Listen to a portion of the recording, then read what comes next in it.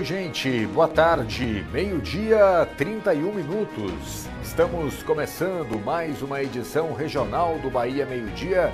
Nesse começo de semana, segunda-feira, as imagens ao vivo de Barreiras, céu quase que completamente azul, tem só aquela pequena nuvem no horizonte, mas a gente percebe o céu mais claro, né? Uma evidência que as queimadas diminuíram, pelo menos nessa parte da cidade. Imagens ao vivo, à tarde começando com calor e sol aberto em Barreiras.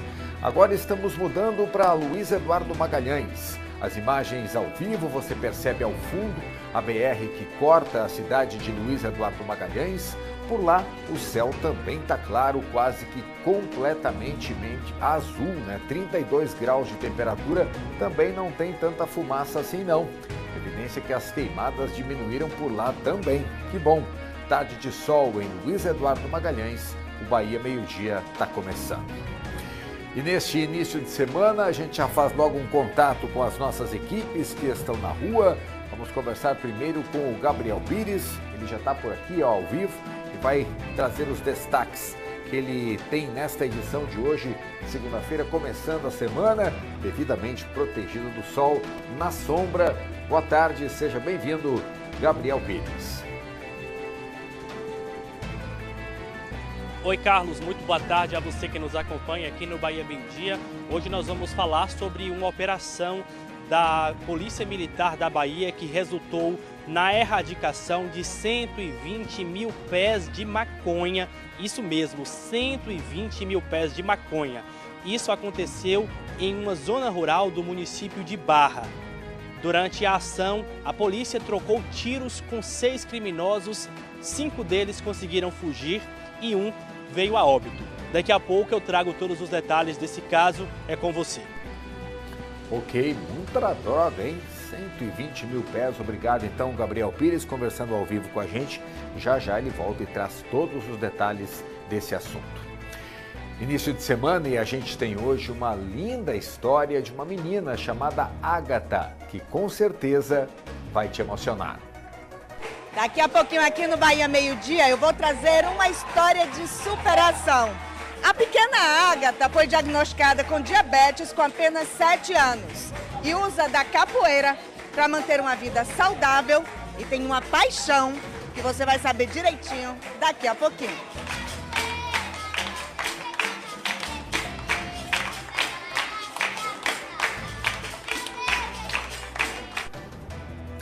E também foi lançada hoje pela manhã a Operação Safra de 2025. Já já a gente faz contato com a nossa equipe que estava lá ao vivo e acompanhou todo o lançamento oficial desse evento. Daqui a pouquinho eu converso com a Aline Miranda. E hoje, confirmando, né, segunda-feira, 29 de setembro de 2025, o mês está terminando. Já estamos no ar com as notícias da região oeste, 12h34. A gente volta já já.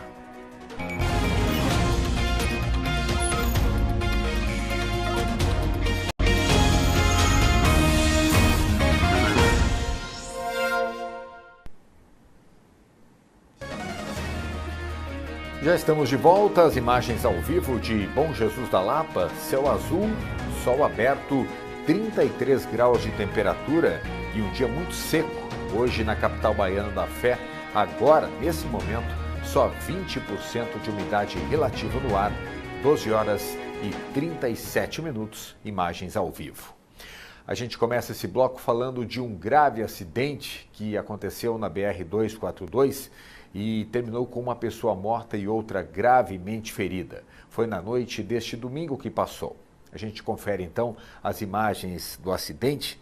Essa batida aconteceu por volta das 7h15 da noite, foi no quilômetro 856 da rodovia BR-242. Segundo a Polícia Rodoviária Federal, o motorista de um carro de passeio teria tentado fazer uma ultrapassagem quando bateu na lateral de uma carreta que vinha no sentido oposto, resultando então num impacto bem violento. O motorista do automóvel foi identificado como José Durval dos Santos. Ele infelizmente não resistiu aos ferimentos e morreu no local do acidente. O corpo foi encaminhado ao Instituto Médico Legal aqui de Barreiras. Já o passageiro do carro ficou gravemente ferido. Ele recebeu um atendimento por parte de equipes de resgate e foi levado às pressas para o Hospital do Oeste. Ainda na BR-242, só que num outro trecho, foi registrado um outro acidente, foi um pouquinho mais cedo. De acordo com a Polícia Rodoviária Federal, esse acidente aí, ó, que você está vendo as imagens, aconteceu por volta das 4h20 da tarde do último domingo, quilômetro 840 da rodovia. O veículo seguia em direção a Luiz Eduardo Magalhães. O motorista então perdeu o controle ao fazer uma manobra e a carreta tombou às margens da pista. Logo após o tombamento, as chamas se espalharam pelo veículo rapidamente. A gente vê inclusive fumaça aí nas imagens. O corpo de bombeiros foi acionado, a equipe conseguiu controlar o fogo e impedir então que o incêndio se alastrasse ainda mais. Apesar da gravidade da ocorrência, o motorista conseguiu sair do caminhão, mas sofreu queimaduras. Ele recebeu atendimento de primeiros socorros e foi encaminhado para uma unidade de saúde.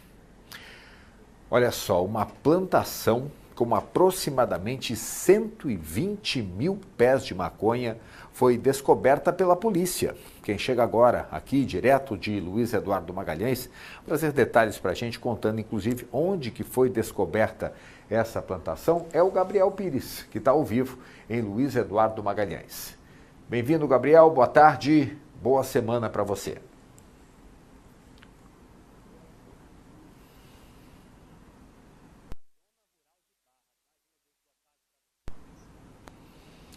Bem, a gente infelizmente está com problemas de áudio com o Gabriel Pires, direto de Luiz Eduardo Magalhães. A gente vai tentar restabelecer o contato com o Gabriel e assim que a gente voltar no próximo bloco, a gente conversa então com o Gabriel Pires ao vivo, direto de Luiz Eduardo Magalhães. Vamos dar uma paradinha para o intervalo comercial, a gente restabelece o contato com o Gabriel e volta já contando os detalhes para você. 12h40, não sai daí.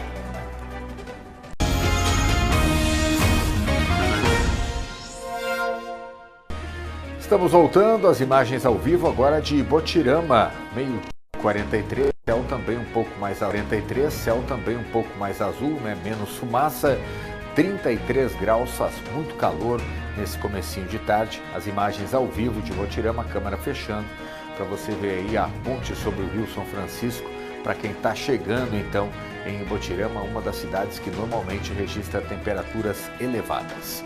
Imagens ao vivo para você e Botirama aqui no Oeste.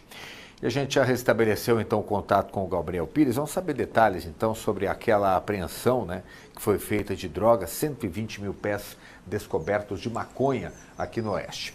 Pode contar pra gente, Gabriel.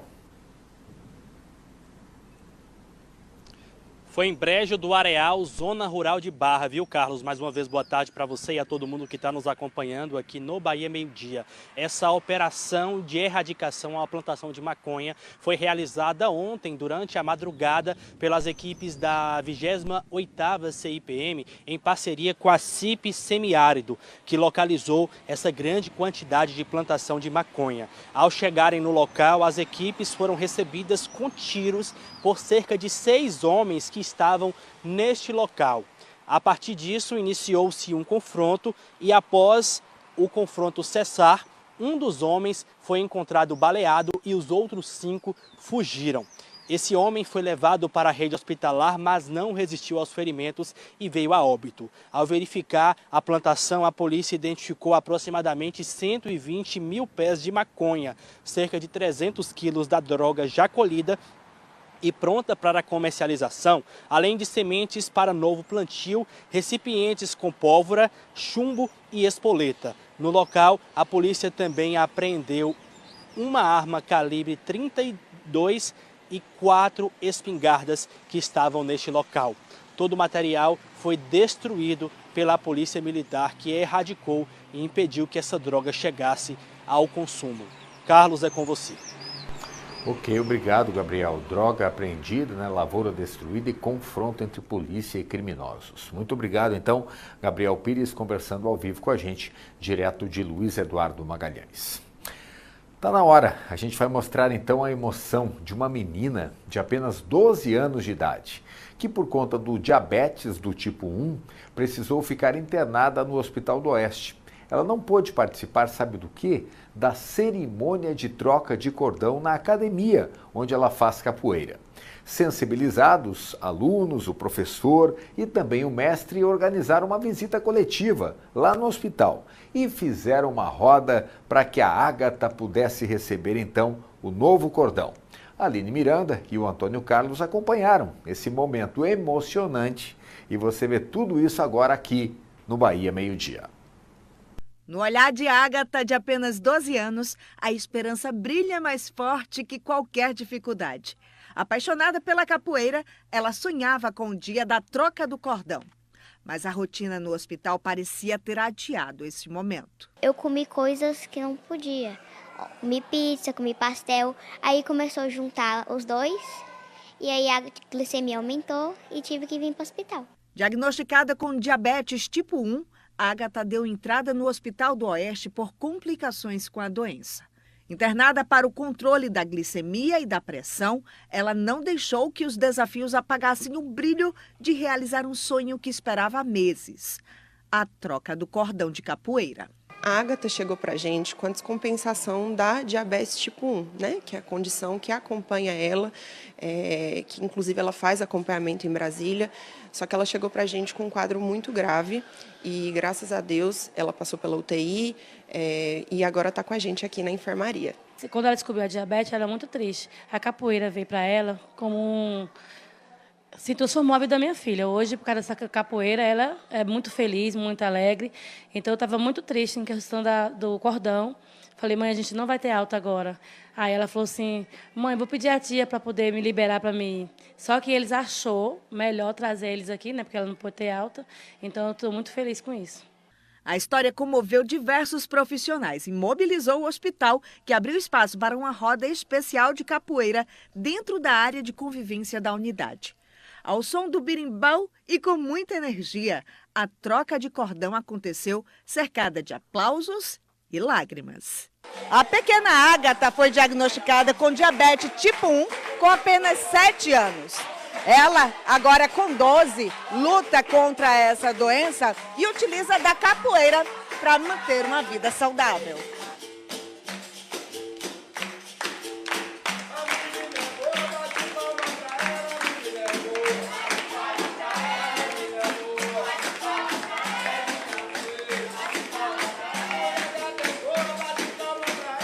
É um prazer nosso, né? O mestre daí, o Gilvan, e o pessoal aqui da capoeira que tá comparecendo com a gente aqui, fazer essa presença aqui para ela, né?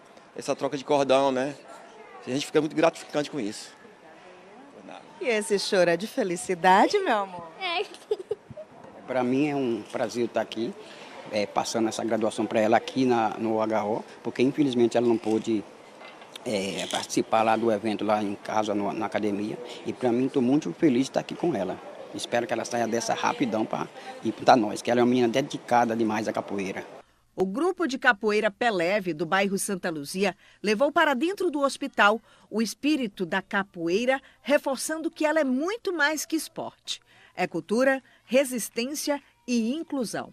O professor Onça Preta, que acompanha a rotina de treinos de Ágata, ficou emocionado e feliz em participar desse momento tão importante para a pequena aprendiz. O coração do professor estava apertado, do mestre, mas graças a Deus deu tudo certo, a gente está fazendo a festa dela aqui, a troca de cordão dela. Professor, tantos dias ela aqui no hospital já estava fazendo falta. Fazendo falta demais, fazendo falta, viu?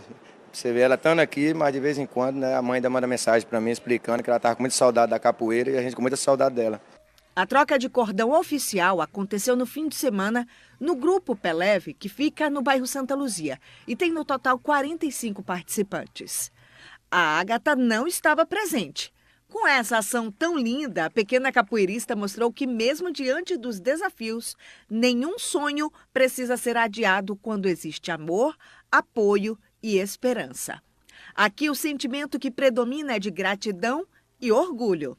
E Ágata não se aguentava de tanta felicidade. Estou muito feliz porque era o meu sonho pegar minha segunda corda.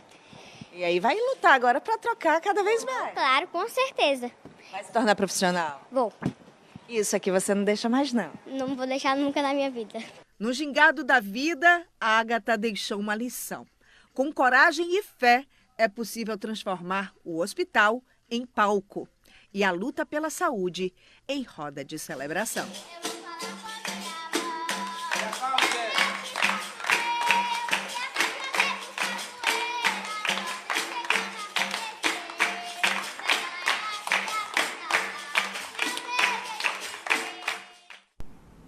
Ô Ágata, um beijo para você e muita saúde, que você continue se realizando na capoeira. E agora tem uma atualização sobre o caso da Ágata para você que está assistindo o jornal. De acordo com informações da família, a Ágata recebeu alta médica no fim da tarde de ontem. Olha que bom, e já está em casa. Com certeza ela está lá assistindo essa reportagem linda da história dela. Muita saúde para você. Olha, e casos como este da Ágata, que a gente acabou de ver, não são raros. Muito pelo contrário. Infelizmente, o número de crianças que desenvolvem o diabetes do tipo 1 tem crescido. E o que é pior, quando não são tratados ou diagnosticados precocemente, eles podem trazer consequências bem sérias para a saúde. A Aline Miranda conversou com a doutora Áfia, que é a pediatra que estava cuidando da Ágata lá no Hospital do Oeste. Vamos ver então o que ela diz sobre isso.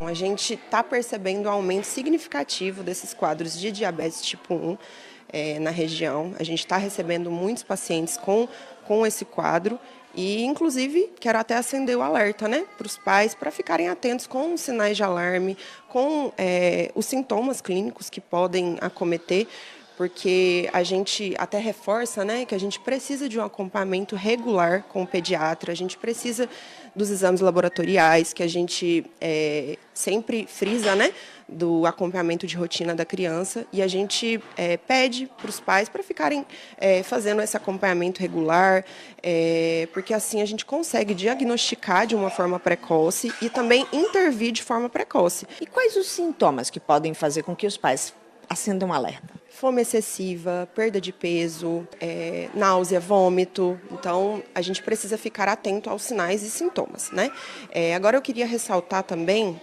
com vocês a necessidade dos exames laboratoriais de rotina, porque a gente consegue diagnosticar de forma precoce essa doença, que é a diabetes tipo 1, e principalmente tratar, intervir de forma precoce, de modo que a criança não fique grave, não necessite de cuidados intensivos, não necessite de um leito de UTI, como foi o caso de Ágata, Então, só ressaltar essa importância do acompanhamento de rotina regular com o pediatra.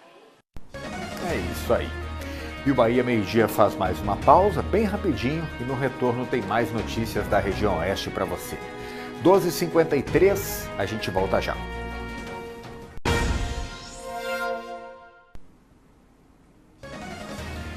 5 minutos para 1 da tarde, estamos voltando com imagens ao vivo de Correntina. Calor, 33 graus de temperatura, só 20% de umidade relativa no ar. Imagens ao vivo para você. O cultivo do amendoim começa a ganhar espaço aqui no oeste da Bahia também. Produtores e pesquisadores se reuniram lá em Luiz Eduardo Magalhães para discutir os avanços da cultura, que pode se tornar uma alternativa importante para a economia agrícola da nossa região. O workshop reuniu produtores e pesquisadores para discutir a expansão do cultivo do amendoim irrigado no oeste baiano. O encontro aconteceu no complexo da Bahia Farm Show, em Luiz Eduardo Magalhães, e abordou temas como plantio direto, manejo de pragas e inovações tecnológicas para a cultura. Nós temos a tradição já de trazer novas opções para a região e uma delas agora está sendo o amendoim irrigado. A gente pensa que o amendoim vai entrar num esquema de rotação, principalmente para quem planta algodão. Então, para quebrar esse vício do solo de plantar muitos anos algodão, acho que entraria muito bem, eu digo acho porque temos poucos trabalhos de pesquisa em andamento. No momento que nós tivermos mais dados, nós vamos ter essa certeza de que ele pode entrar sim no esquema de rotação para ter uma atividade econômica rentável e ainda fazer com que aumente a produtividade média do algodão irrigado na região. Dados da Companhia Nacional de Abastecimento apontam que na safra 2024-2025, o Brasil produziu 1.180.000 toneladas de amendoim, 60% a mais do que o ciclo anterior. A maior parte da produção se concentra no estado de São Paulo. Na Bahia, o cultivo é feito por pequenos agricultores. Nas lavouras do oeste baiano, o cultivo ainda é feito como forma de teste, mas com a expansão do plantio, pode se tornar uma alternativa de rotação de cultura. É uma cultura que se adapta muito bem ao clima e ao solo da nossa região e é uma alternativa excelente de rotação de cultura, que auxilia no manejo das nossas lavouras. O amendoim também é apontado por especialistas como uma cultura capaz de auxiliar na expansão da produção de grãos na Bahia, gerando renda e oportunidades de emprego. Olha, todas as novas alternativas que estão vindo e que elas vêm através de estudo e pesquisa que demonstram como a produção pode ser desenvolvida, é muito importante para a região, porque a gente precisa realmente ter alternativas, né? A gente tem visto aí que às vezes algumas culturas, ou por uma praga, ou até mesmo por questões de comércio, de comercialização, elas diminuem a rentabilidade,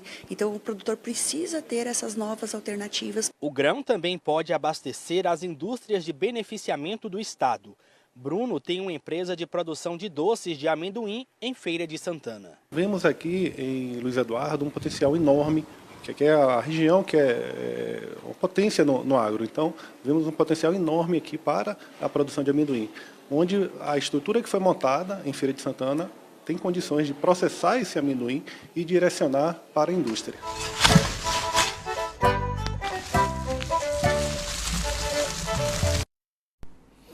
Tomara que vingue, né?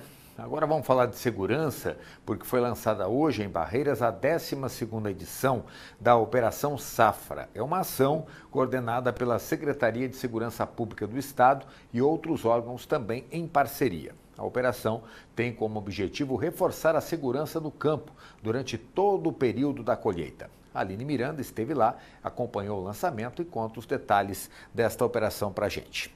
Tudo bem, Aline? Como é que foi o lançamento dessa edição deste ano, hein? Conta aí pra gente, boa tarde e seja bem-vinda. Boa tarde, Carlos. A você e a todos que nos acompanham aqui no Bahia Meio Dia. A gente viu aí uma matéria sobre o amendoim, que é usado na entre-safra, mas existem algumas safras muito importantes aqui para a região, como algodão, soja, milho, e é justamente nesse período que acaba sendo necessário reforçar a segurança e por isso mesmo foi lançada hoje, de maneira oficial, a Operação Safra. Essa operação, ela já acontece pelo 12º ano. Ela reforça a segurança em diversas áreas produtivas aqui da região. São no total 12 cidades que terão um policiamento reforçado nas zonas produtivas.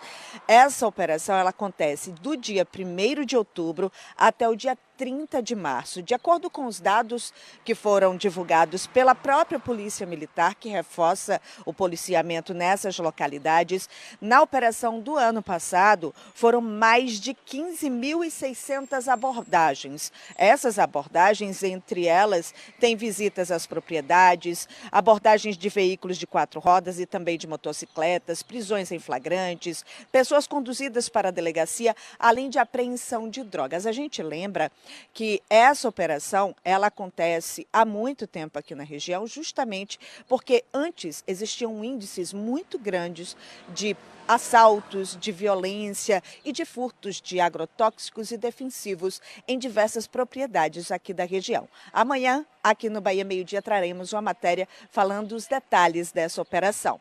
Eu volto contigo, Carlos. Ok, muito obrigado. Então amanhã a gente fica sabendo mais detalhes dessa importante operação. Obrigado então, Aline Miranda, falando ao vivo com a gente aqui no Bahia Meio Dia. E nós ficamos por aqui. As outras notícias da região oeste, então amanhã às 12h30 ao vivo no Bahia Meio Dia. Ótimo começo de semana, boa segunda-feira e até amanhã.